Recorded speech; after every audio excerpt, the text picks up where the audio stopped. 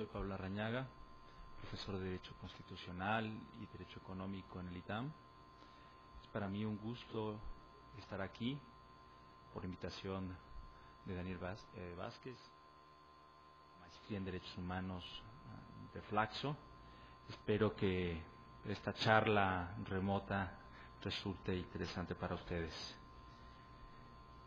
El tema que voy a abordar hoy, la entrevista que hemos acordado Daniel y yo, versa sobre la relación entre poder, facticidad y derechos humanos, escenarios para el siglo XXI. Tengo entendido que esta charla se coloca dentro de la maestría de derechos humanos y sobre todo en torno a una reflexión sobre el futuro de los derechos humanos. Y en ese sentido espero hacer una propuesta o proponer algunas inquietudes que puedan alentar su reflexión acerca de hacia dónde vamos en este tema tan importante. Muchas gracias. No, al contrario, gracias a ti, Pablo. Una primera pregunta. ¿Cuál es la relación que tú identificas o cómo ves actualmente la relación poder, facticidad y derechos humanos en el siglo XXI? Bueno, yo la identifico fundamentalmente como una relación problemática. ¿Por qué una relación problemática? Bueno, porque se han dado una asimetría en el desarrollo de distintos aspectos de lo que conocemos como los derechos humanos.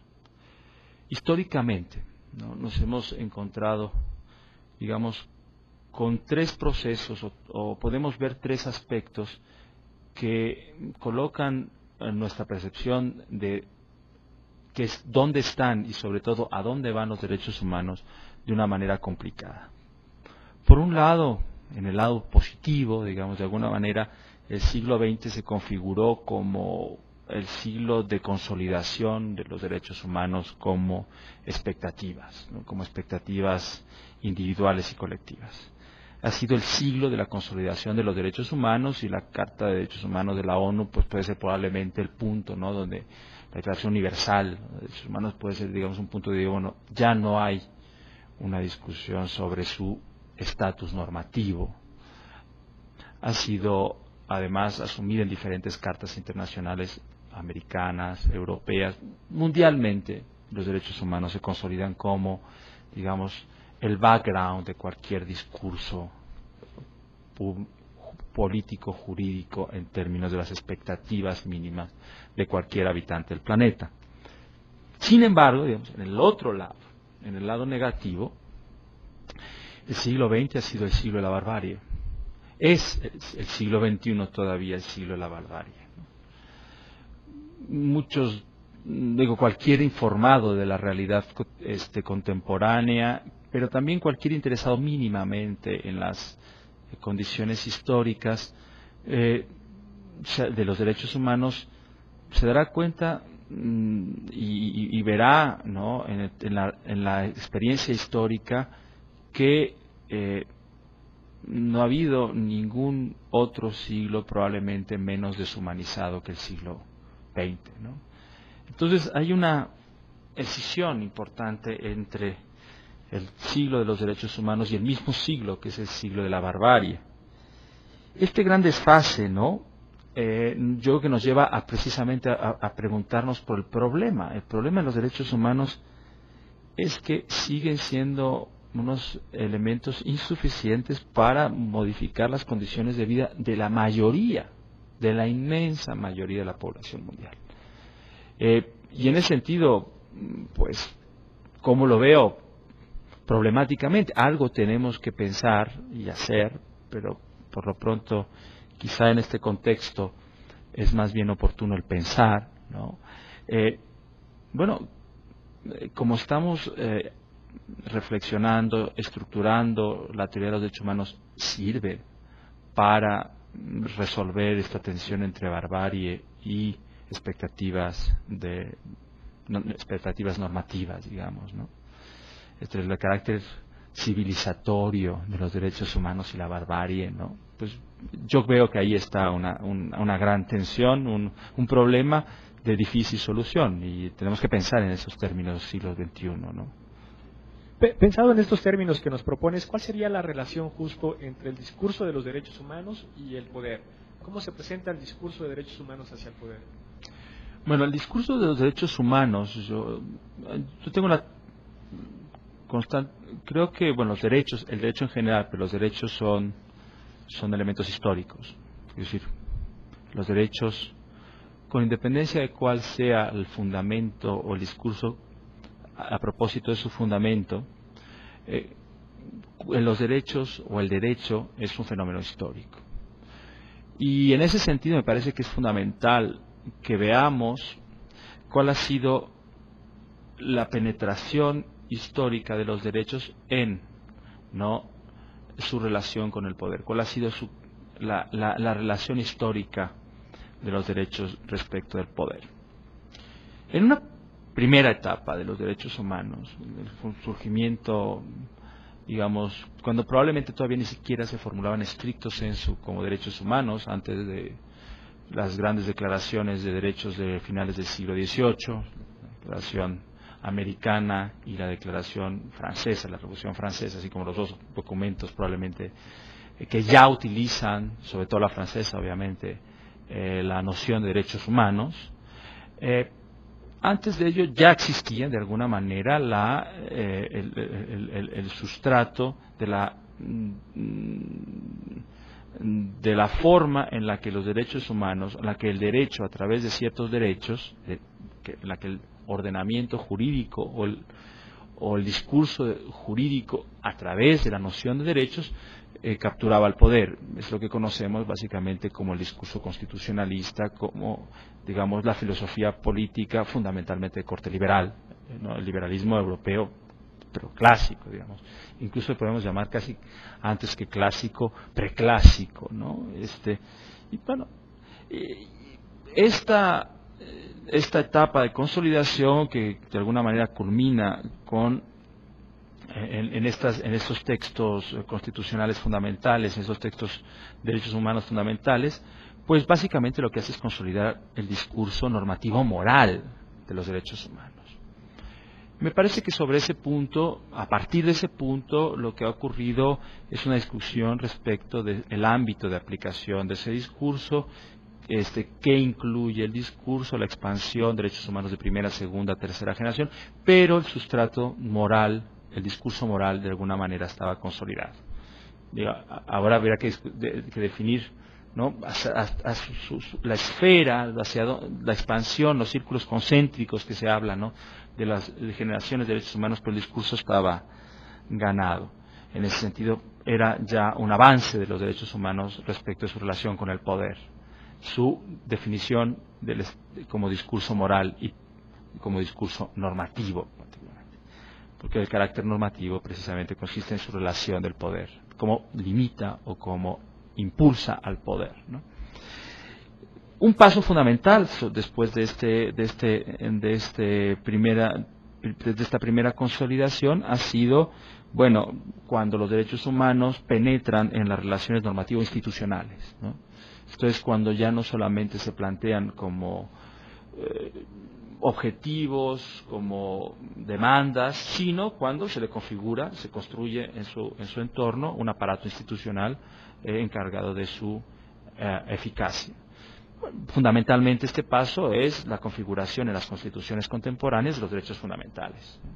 De nuevo, me parece que también este es un fenómeno universal. Ya hoy en día, no solamente en los tratados internacionales universales o regionales, sino en las constituciones, en la totalidad de las constituciones, incluso en los estados que no cuentan con constitución de alguna manera, se integran, ¿no?, conforman parte de sus órdenes constitucionales catálogos de derechos fundamentales y algunos mecanismos diferentes, pero fundamentalmente mecanismos de control de constitucionalidad, etcétera, etcétera, que han hecho que los derechos humanos tengan un andamiaje institucional que ya, por otro lado, también está, digamos, de alguna manera se coloca yo creo hoy en día en una posición de ser indiscutible, ¿no? Indiscutible.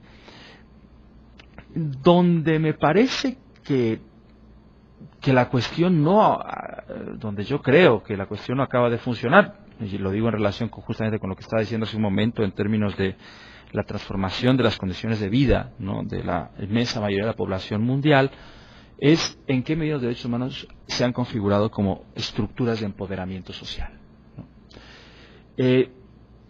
Los derechos humanos se han consolidado normativamente, pero tienen ciertos problemas para recoger el elemento de facticidad que supone la noción de empoderamiento.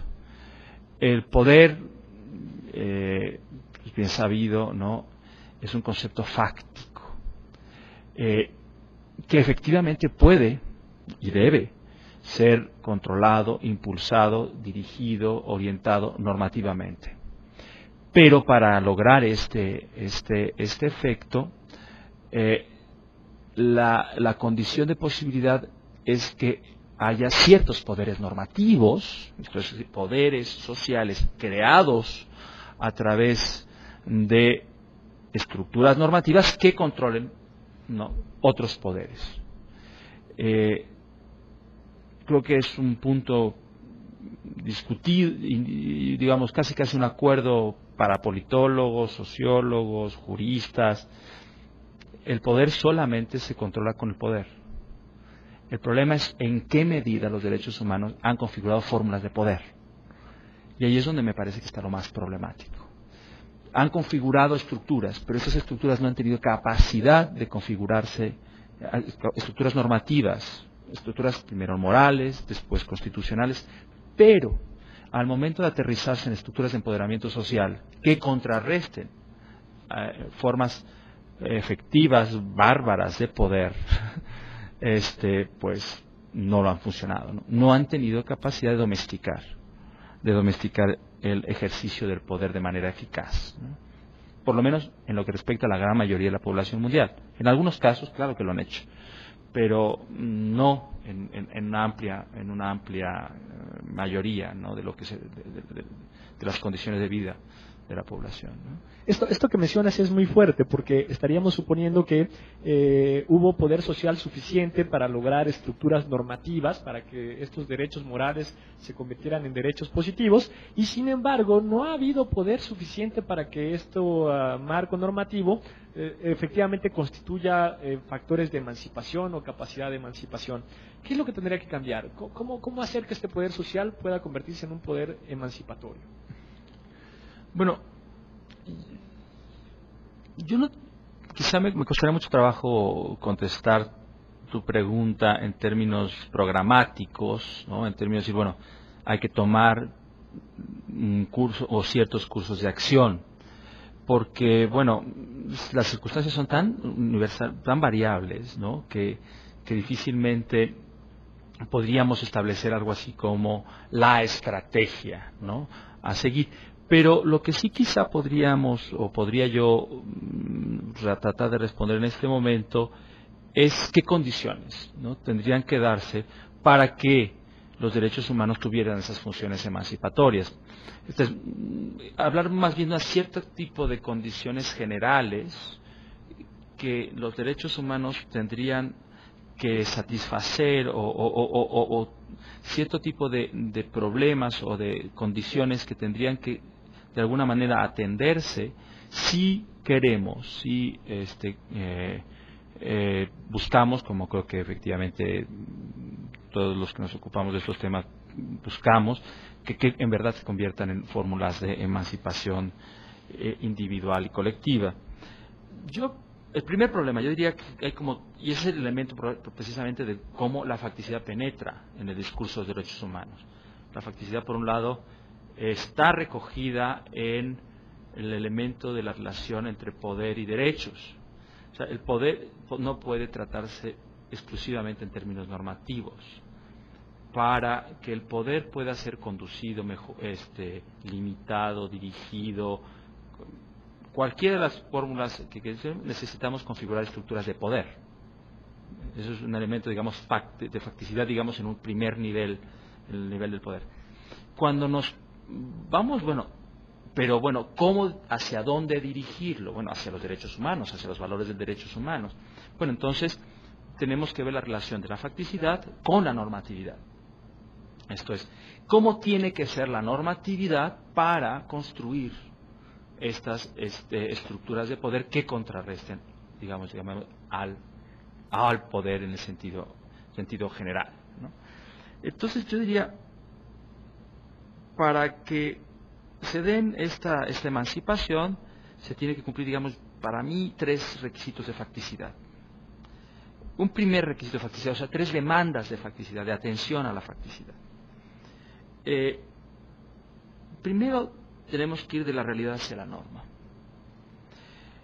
Para que los derechos humanos tengan funciones emancipadoras, tienen que contar con un conjunto mínimo de condiciones de eficacia. O sea, y esta eficacia, en términos emancipatorios, consiste en que debe haber, porque es emancipación humana, eficacia no significa, emancipación humana significa que los seres humanos transformen, salgan de una condición, de una situación, de sometimiento, de privación, etcétera, etcétera, a una situación de no sometimiento, no privación. Estas condiciones, de eficacia suponen la existencia de ciertas capacidades, si queremos también podemos utilizar el término, de ciertas ocasiones para la acción, de ciertas capacidades mínimas de acción individual y colectiva. Los derechos humanos no pueden realizarse en términos del discurso de la facticidad considerando a los individuos y a los grupos como elementos inertes, como meros depositarios de los derechos humanos, como meros sujetos de derechos humanos, sin tener en cuenta que son agentes de los derechos humanos. En ese sentido, bajo así, digamos, a un ejemplo, no tiene un carácter emancipatorio un derecho cuando un sujeto, hablamos de un individuo, para no, los grupos es un poco más complejo el asunto, quisiera reducir la complejidad, cuando un sujeto solamente es destinatario de un derecho humano, e incluso puede recibir algún tipo de prestación en términos de derecho, pero no se ve reflejado en su agencia, en su capacidad de hacer cosas, en su capacidad de aprender, de actuar, de tomar decisiones, de dirigir sus conductas hacia sus objetivos, en fin. En ese sentido, uno de los elementos fundamentales que podemos decir, pongamos, si vamos a un ejemplo muy concreto, un niño, un infante, no satisface su derecho humano a la educación si por el hecho de estar sentado en un aula. Satisface o encuentra satisfecho su derecho humano a la educación cuando esa prestación activa su capacidad para realizar sus objetivos individuales, sus objetivos de vida, por eso, una de las grandes trampas, digamos, del discurso no fáctico de los derechos humanos, que pasa del lado sobre el elemento de la facticidad, es considerar que los derechos humanos se configuran fundamentalmente como una relación estática entre una condición de disfrute del derecho y la prestación. Es una relación que es dinámica. Entonces tiene que ir de la realidad a la norma, La norma tiene que estar dirigida o tiene que estar diseñada, o tiene que estar construida en términos de su modificación de la realidad, de las condiciones de realidad. El segundo elemento de facticidad va de la norma hacia la realidad. Quiero decir, y esto es así, digamos, es el elemento. Para ser emancipatorios, los derechos humanos tienen que tener un segundo elemento de eficacia. Quiero decir, no basta con la idea de que configuramos un derecho humano en el momento en que damos las capacidades si no tomamos en cuenta las estructuras en las que interactúan los seres humanos. Y las estructuras son políticas. Los derechos humanos solamente pueden ser viables sobre la base de la eficacia de la acción colectiva. Es decir, una sociedad o una colectividad que no cuente con una fórmula efectiva de coordinación, no puede establecer las condiciones de eficacia de los derechos humanos. Y aquí estoy hablando del Estado. Aquí estoy hablando de la imposibilidad de hacer un discurso escindido entre las funciones del Estado y los derechos humanos. Tratarlos como si se tratara. Una cosa es reconocer derechos humanos, ese es un discurso normativo que se refiere a un conjunto de demandas justificadas por parte de la población, y otra cosa es cómo estructuramos la acción colectiva, cómo estructuramos el Estado, cómo estructuramos las políticas públicas. La separación de estos dos escenarios nos genera de nuevo otro discurso de los derechos humanos que da la espalda a la facticidad, y por cierto también nos genera un discurso de la legitimidad política que da espalda a la función del Estado, que al final de cuentas es el bienestar social. O sea, genera como dos discursos autorreferentes que pierden la relevancia precisamente por falta de conexión entre ellos. Entonces, sin la definición de cuáles son las condiciones de la acción colectiva efectiva, entonces, cuáles son las condiciones de la actuación efectiva del Estado, los derechos humanos se configuran, en el mejor de los casos, como un discurso puramente ideológico, enmascarador, ¿no?, de la realidad. Y luego, un tercer elemento de facticidad que me parece a mí importante y crucial en el siglo XXI. O sea, probablemente eso yo creo que es uno de los elementos. Los otros elementos creo que están históricamente, podemos reconocerlos históricamente en las diferentes etapas de consolidación de los derechos humanos a las que me he referido antes. Pero un tercer elemento que es muy específico quizá del siglo XXI, o específico, muy específico, es un énfasis innecesario, específico, es el tercer elemento de facticidad, que es el que va de la realidad a la realidad mejorada. Lo que llamo realidad mejorada, llamaría realidad mejorada, ¿no? Y es el siguiente. Para tener funciones realmente emancipadoras, no falsamente, no solamente de manera ficticia emancipadora, los derechos humanos tienen que generar estructuras de empoderamiento que sean estables y viables a largo plazo. Cuando hablamos del concepto de emancipación, estamos hablando de esta noción de salida de un estado de dependencia, limitación, y falta de capacidad para hacer, me estoy acordando ahora mismo de Marx, ¿no?, de hacer de uno, ¿no?, lo mejor que uno puede ser, ¿no?, digamos, alcanzar el potencial humano, ¿no? Es un concepto además marxista, pero con una vieja tradición estoica, ¿no? Pero esto es lo que quiere, de eso estamos hablando cuando hablamos de emancipación, no más. Para ser realmente emancipatorio, ¿no?, o sea, para que un proceso sea realmente emancipatorio, supone que esta salida es una salida real, es un elemento de facticidad, que no es engañosa, que no es ficticia, que no es, digamos, de alguna manera una situación, como podríamos llamar, enajenante, que tiene una apariencia de emancipación, pero solo lo es en apariencia. Y eso necesita estructuras de empoderamiento estables y viables a largo plazo.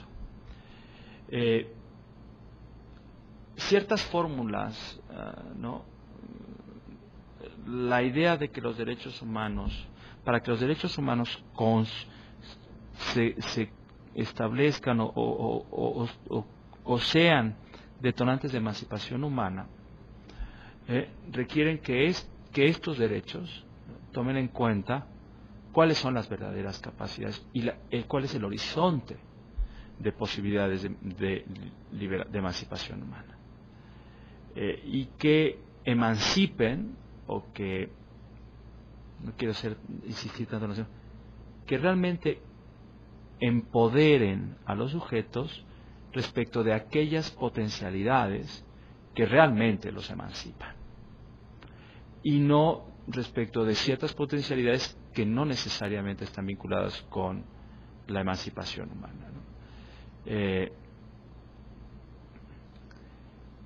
Voy a volver probablemente más adelante a este punto, no lo sé a lo largo de la charla, pero diría, la mera atribución de un derecho, sin tomar en cuenta derecho a qué, no necesariamente, lo dejaría aquí, constituye un empoderamiento emancipador.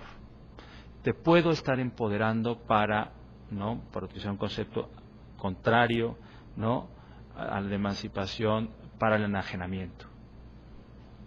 Los poderes el poder no tiene, el que yo tenga un poder no necesariamente o el que se obtenga un poder, o el que alguien tenga un poder no necesariamente es un poder constructivo. Hay poderes destructivos, ¿no? Para que sean emancipados tienen que ser constructivos en términos estables y viables a largo plazo. Solo para dejar más claro esto último, que es muy interesante, ¿cuál consideras que sería un ejemplo de un empoderamiento enajenante? Si el empoderamiento... Puedo poner un ejemplo, y además yo creo que si el empoderamiento es solamente un empoderamiento para el consumo, por ejemplo. Si una sociedad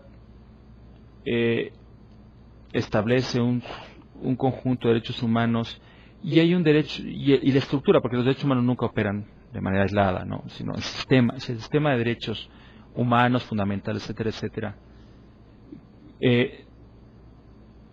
otorga un derecho al consumo en detrimento de otros derechos, ¿no?, por ejemplo.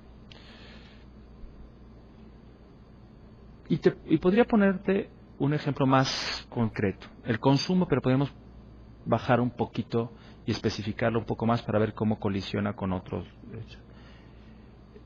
Cuando yo interpreto el derecho al sufragio como un derecho al consumo político, exclusivamente, digo, bueno,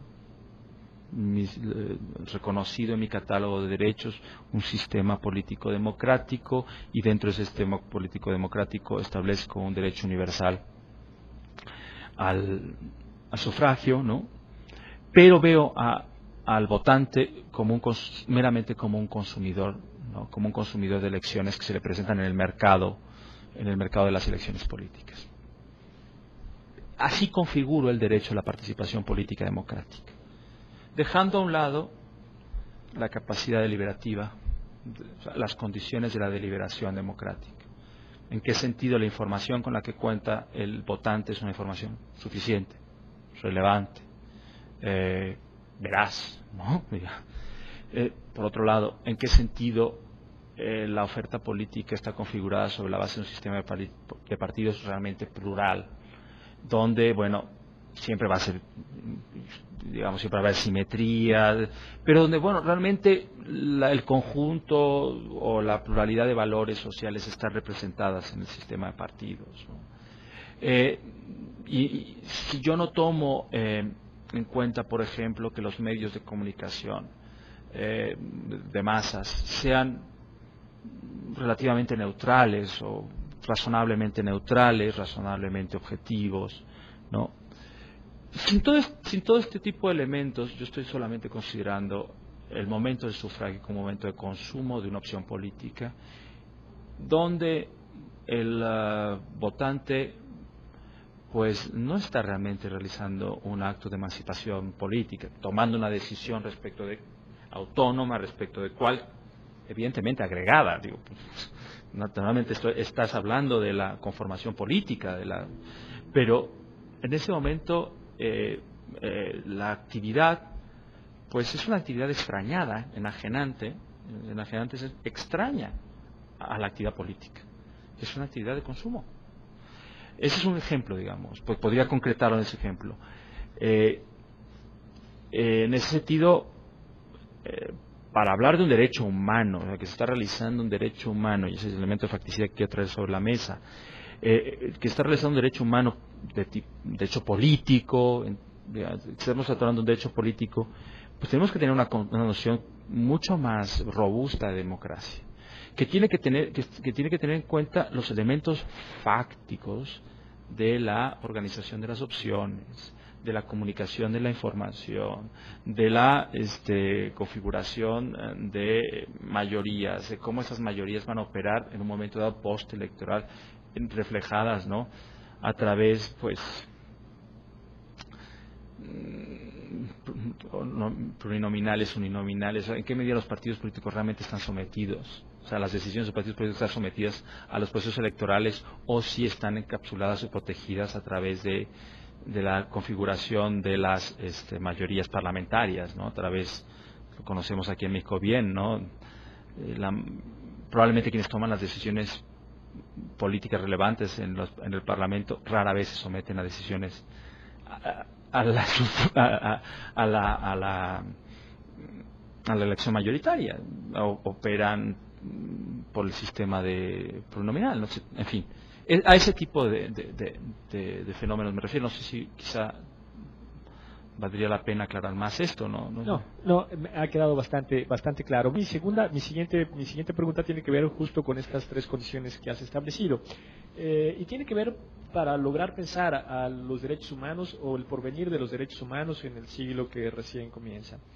Esas tres condiciones de facticidad se tendrían que dar para que los derechos humanos en efecto sean un discurso que a través del poder social logre un empoderamiento social también. ¿Y qué posibilidad hay de que se den esas condiciones? ¿Cómo miras los escenarios para el siglo XXI?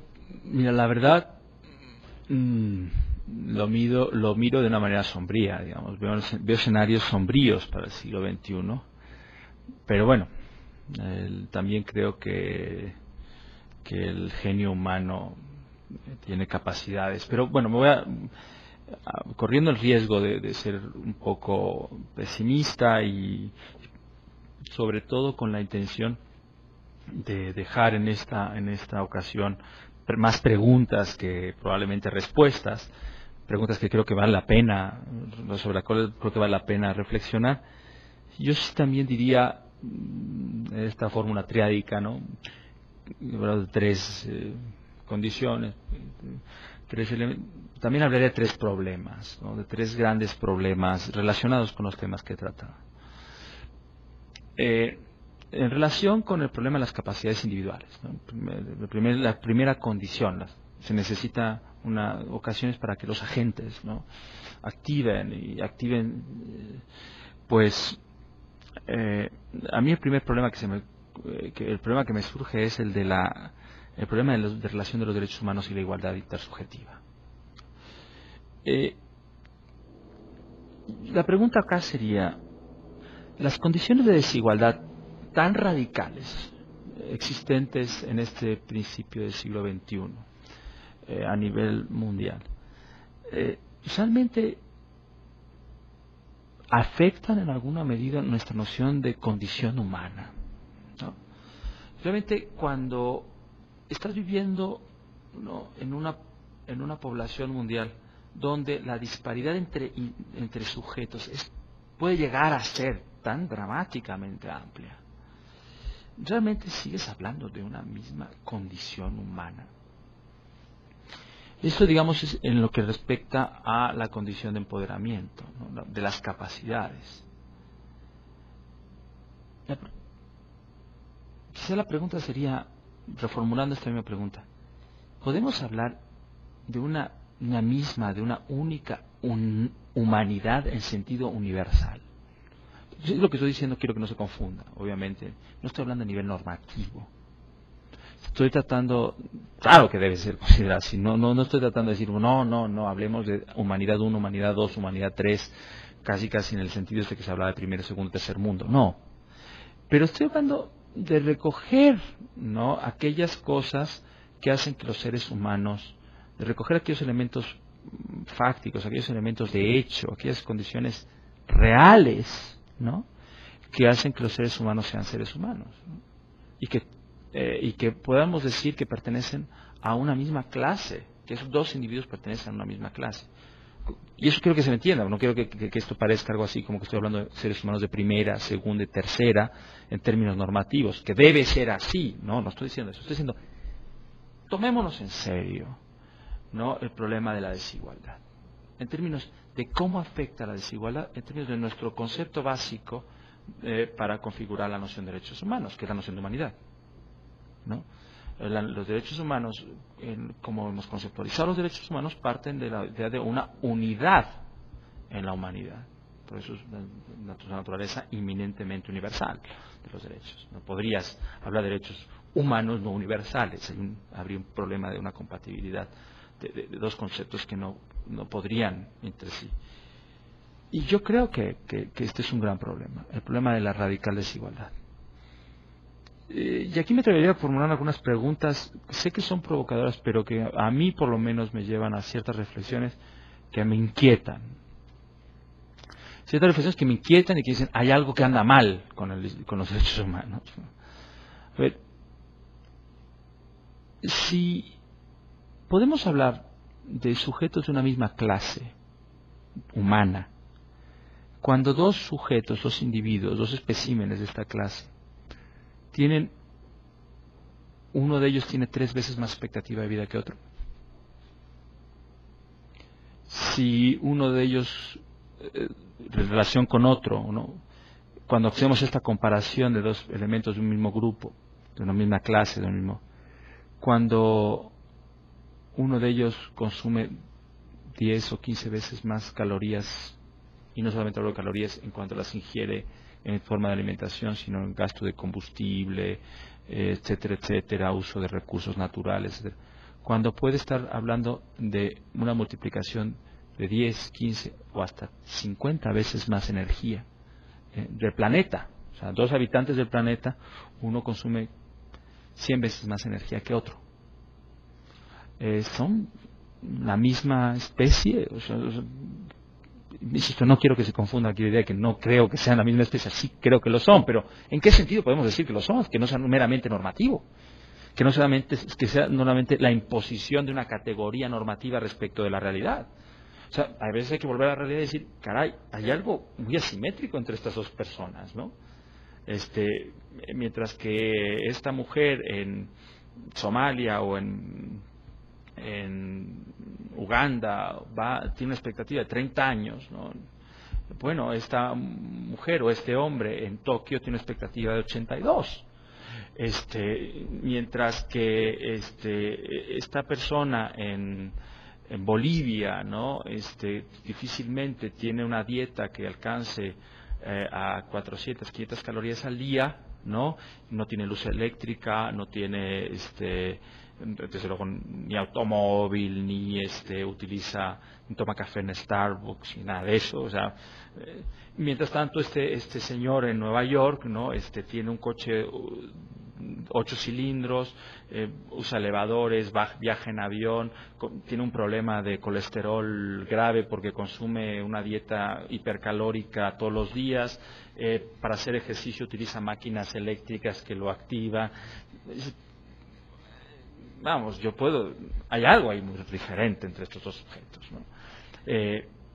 Y cuando dice, bueno, este señor tiene derecho a la información, este señor también tiene derecho a la información, este señor tiene derecho al trabajo, este señor tiene derecho al trabajo.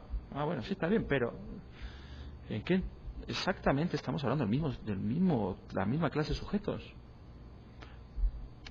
Normativamente, claro que sí, y no hay que ceder a esa idea de que normativamente no. El problema es cuando bajamos y decimos, sí, hay algo que cambia, ¿no? No somos iguales. La noción de igualdad no está funcionando muy bien, ¿no?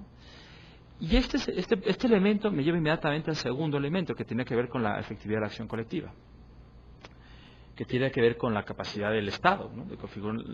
Y con el elemento de la vinculación entre la legitimidad del Estado, las funciones del Estado y los derechos humanos. Y ahí el elemento es,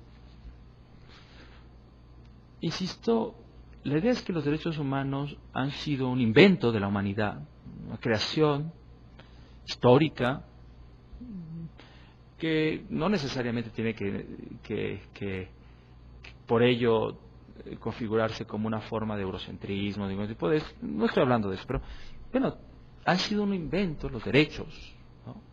Han sido un invento para conducir, controlar, impulsar, modificar el poder social. Muy bien. Y veíamos hace un rato, ¿no? Son fórmulas de configuración de empoderamiento para controlar el poder. Muy bien. Pero la pregunta es, socialmente, a nivel mundial, ¿se dan las condiciones, las mismas condiciones de posibilidad del tiempo de los derechos? Esto es, a partir del constitucionalismo, que podemos derivarlos históricamente hacia sus primeras fuentes, la Magna Carta, siglo XIII, pero que encontramos ya bastante bien considerado teóricamente en el XVII, ¿no? Siglo XVII. Tenemos Hobbes, Locke, Rousseau, Montesquieu, o sea, todo lo que configura el andamiaje teórico, pero al mismo tiempo también político, sociológico, económico, para que pudiera surgir este invento humano y para que pudiera echarse a andar este invento humano, que fueron los derechos. Bueno, había ciertas condiciones que los teóricos políticos, para concretar la idea, que los teóricos de los derechos y los teóricos del constitucionalismo básicamente consolidaron en la noción de ciertas condiciones para el contrato social, ¿no?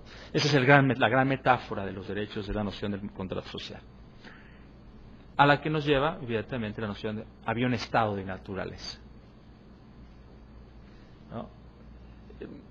Todo esto es un invento teórico, pero evidentemente refleja ciertas condiciones sociales.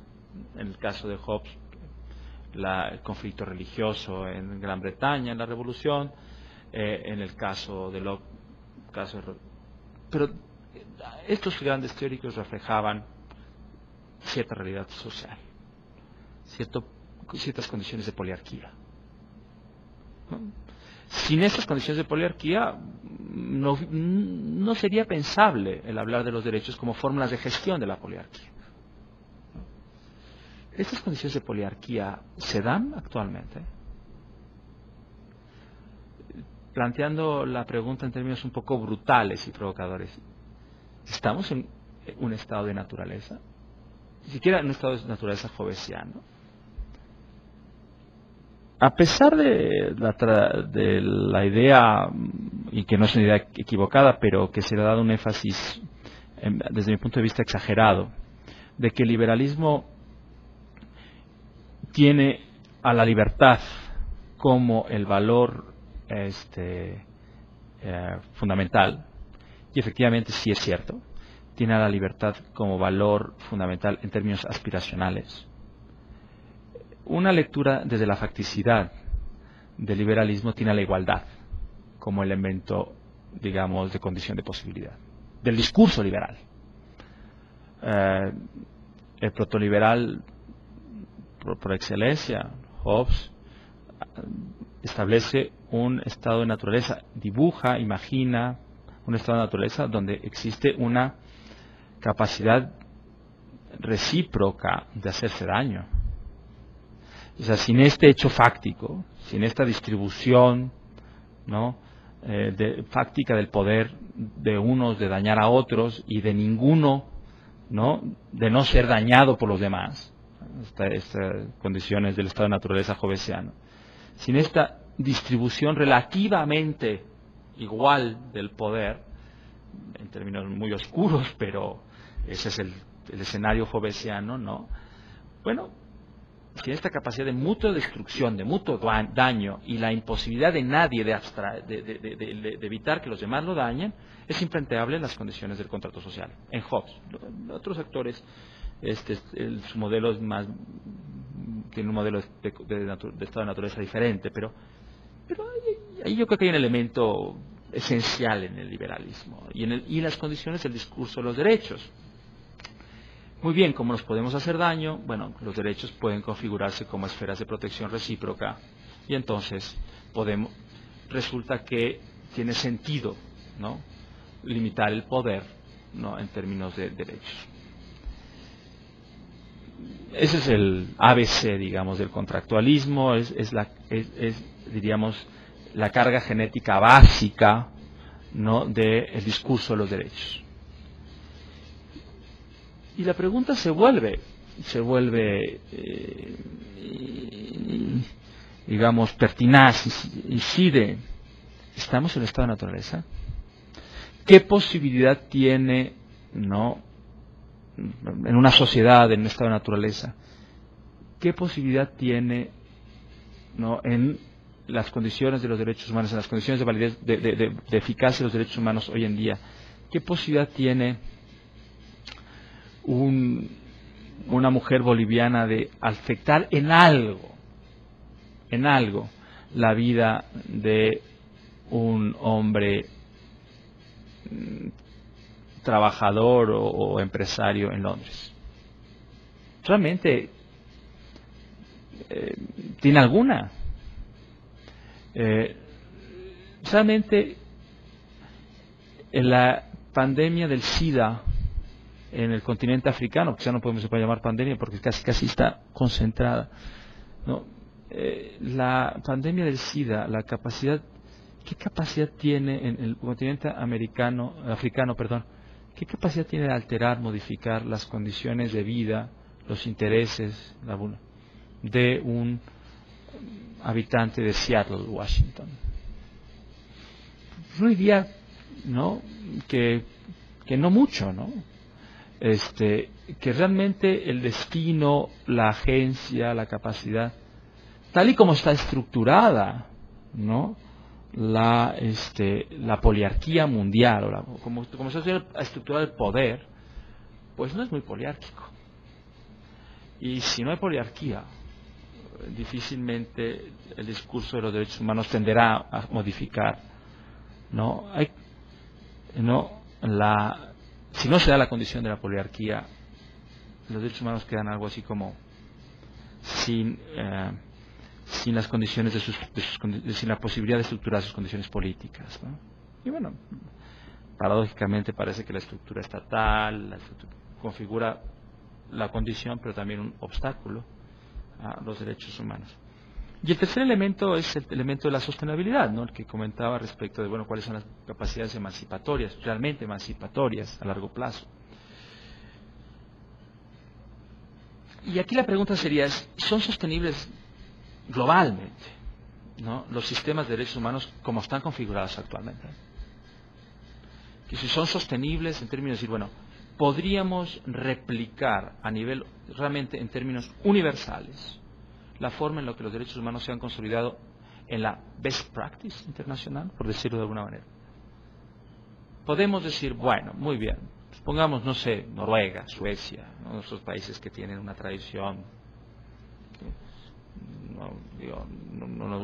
probablemente el modelo norteamericano, que a nosotros nos gusta mucho referirnos, pues, con Guantánamo y con 2 millones de presos, no me parece así que sea el modelo para seguir, pero bueno, Suecia, Noruega, la best practice internacional, no sé dónde la podríamos encontrar, pero probablemente Canadá, estos países que tienen, que todos reconocemos que, bueno, de alguna manera son horizontes deseables, ¿no? Bueno, podríamos replicarlo, las condiciones de goce de derechos y cómo están configurados los derechos, digamos, pongamos un canadiense a todo el mundo. O sea, tomamos un ciudadano prototípico de Canadá, ¿no? Vemos cómo están estructuradas las condiciones de ejercicio de sus derechos, no solamente su catálogo de derechos, sino todo aquello que hace posible que, digamos, que el catálogo de derechos en Canadá se realiza de manera mayor o más cerca a la totalidad que en Afganistán o que en Burundi, ¿no? Que podamos hacer esa diferencia significa, bueno, la sociedad canadiense está estructurada de una determinada manera, con un conjunto de derechos individuales, con un conjunto de funciones estatales, de políticas públicas, o sea, todas estas condiciones de facticidad que no solamente están en los papeles, sino están en la realidad, ¿no? Escuelas, calles, plantas de reciclamiento de agua, de reciclamiento de material, de todo género de materiales, edificios públicos, edificios privados, propiedad pública, propiedad privada, acceso a alimentos, todo el conjunto de elementos que consideramos que hace que en realidad en Canadá se dé este nivel. Eso sería replicable. En pocas palabras, ¿es viable reproducir la forma de vida de las democracias capitalistas desarrolladas a nivel mundial? O, y si no es así, que yo creo que no es así, yo digo, mi pregunta es bastante retórica, digamos, no hay planeta que alcance para eso, no hay forma en que este planeta sostenga, ¿no?, en esas condiciones a 6.000 millones de individuos, ¿no?, en condiciones similares. Okay. Eso nos va a llevar una de dos: a reconocer que entonces los derechos humanos no son posibles, ¿no? Y eso es una posibilidad. Por eso decía que mis escenarios eran sombríos. No son posibles. Bueno, si no son posibles, nadie está obligado a lo imposible. Por lo tanto, bajamos la cortina, dejamos de hablar de derechos humanos. Mala noticia para la maestría de derechos humanos de Flaxo, porque realmente están hablando de utopías, sí, es el sentido más estricto de utopía, ¿no? Algo que aquí no es posible. O sea, ¿no? En este planeta no es posible. Entonces, bueno, están haciendo probablemente teoría galáctica. Bueno, está bien, pero realmente sí sería un golpe un poco a la línea de flotación de los derechos humanos. No son posibles. Bueno, pues. Y otro elemento, otra posibilidad donde yo creo que está la cuestión, donde podría reflexionarse, es que hay una, tal y como están configurados los derechos humanos en su relación con la facticidad, no son emancipatorios necesariamente. Tenemos que pensar en los derechos humanos respecto de qué es lo que realmente los hace emancipatorios. Y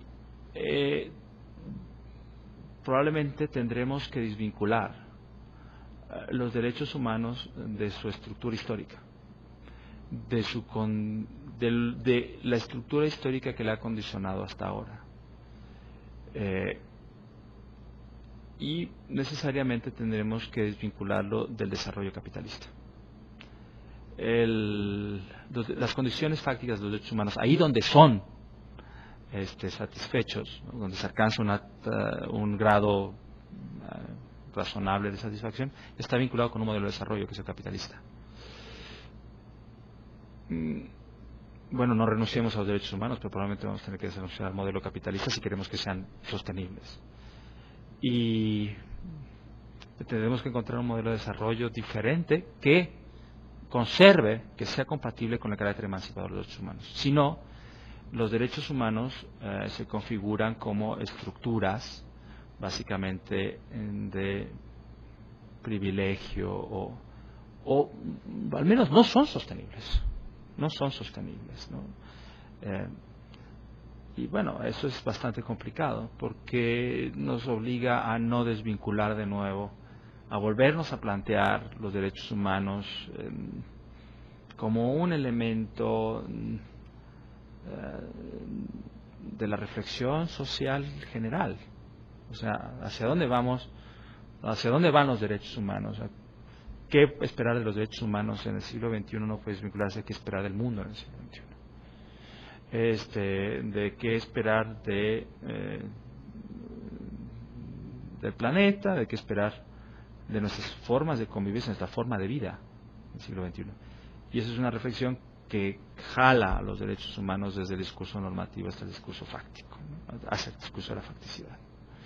Yo diría que es eso. Bueno, menos mal que nos tiras este último lazo al final, porque sí estaban muy sombríos los escenarios, pero espero que con esto tengamos menos bajas de las esperadas en la maestría. En realidad esos eran los puntos que a mí me interesaba que los chicos conocieran y pudieran charlar contigo. Yo no sé si hay algún otro elemento que tú quieras añadir o algo más con lo que quieras concluir. No, mira, yo creo que estas, sobre todo estas tres últimas las he planteado como preguntas, pero evidentemente se abren abanicos de preguntas, no son preguntas puntuales, sino que abren temas de reflexión en relación con la teoría de los derechos humanos, hacia temas que hay que pensar. Pues yo lo único que podría decir es que, pues que bueno, la intención de mi plática o de estas respuestas, pues fundamentalmente no es tanto desanimar, ¿no? Pero sí desencantar, no desanimar, pero sí desencantar, ¿no? No estamos, ya Weber lo dijo, pero yo creo que los derechos humanos se han convertido en alguna medida en algo así como algo como una oda, ¿no? O como una especie de música de fondo que nos ha distraído respecto a la reflexión social de manera importante. Ha sido una forma de evasión al enfrentamiento de ciertos problemas. Y esta oda, pues se puede volver el canto del cisne, ¿no? De la reflexión en términos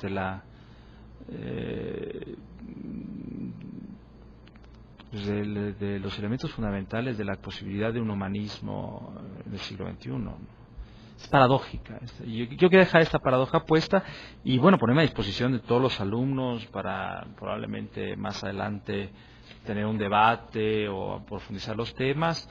Lo podemos hacer aquí en Flaxo o a través de correo electrónico. Probablemente aprovecho, mi correo electrónico es larranaga, ¿no? larranaga@itam.mx. En cualquier caso, pues Daniel Vázquez lo tiene de costumbre. Entonces, para cualquier tipo de continuidad en este debate que me parece fundamental, yo lanzo la piedra pero no escondo la mano.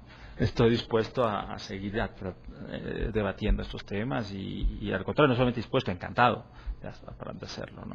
Listo, muchísimas gracias, Pablo. Gracias. Gracias.